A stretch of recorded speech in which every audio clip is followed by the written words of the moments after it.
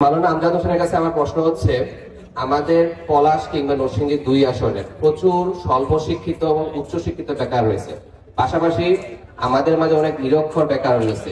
নিরক্ষর বেকার, স্বল্প শিক্ষিত বেকার কিংবা উচ্চ শিক্ষিত বেকারদেরকে কর্মক্ষম করার জন্য আপনার কিংবা আপনার দলে কি কি পরিকল্পনা আছে সেগুলো আমাদের তরুণদের মাঝে আপনি পরিষ্কার করবেন, যেন আমরা বুঝতে পারি আপনাদের ভবিষ্যৎ পরিকল্পনা কি এবং আপনার ডিসিশন নিতে পারি যে আপনারা আমাদের জন্য কি কাজ করবেন। ধন্যবাদ।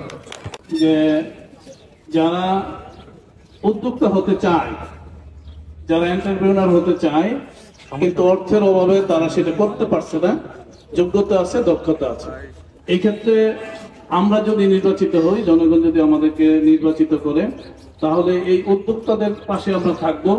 তাদের আমরা বিনা সুদে আমরা তাদেরকে ঋণ দিব এবং সেই ঋণ তারা তাদের ব্যবসা থেকে পরবর্তীতে সরকারকে পরিশোধ করবে এবং প্রাথমিকভাবে আমরা তাকে একটা পুঁজি দিব। এই পুঁজিটা নিয়ে সে ব্যবসাটা শুরু করবে। এই শুরু করার পরে আমরা তাকে আরো সাপোর্ট দিব।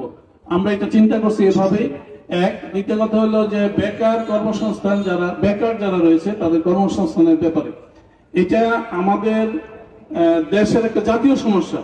প্রায় 2,38,00,000 শিক্ষিত বেকার এই দেশে বসবাস করছে এবং আমাদের পলাশেও এই সংখ্যাটা কম না। আমরা বেকারদের নিয়ে যদি জনগণ আমাদেরকে চিন্তা করে, আমাদেরকে চয়েস করে, তাহলে বেকারদের নিয়ে আমরা ইনক্লুসিভ কিছু কর্মসূচি গ্রহণ করব। যেমন আমাদের এই পলাশে অনেকগুলি ফ্যাক্টরি আছে।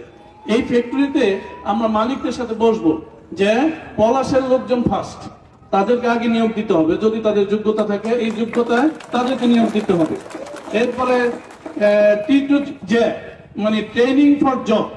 ট্রেনিং ফর জব, যারা বেকার আছে, দেখা যায় দক্ষতা বেকার কিন্তু তার দক্ষতা নাই। দক্ষতা না থাকার কারণে জব আছে কিন্তু তাকে কাজে লাগানো যাচ্ছে না।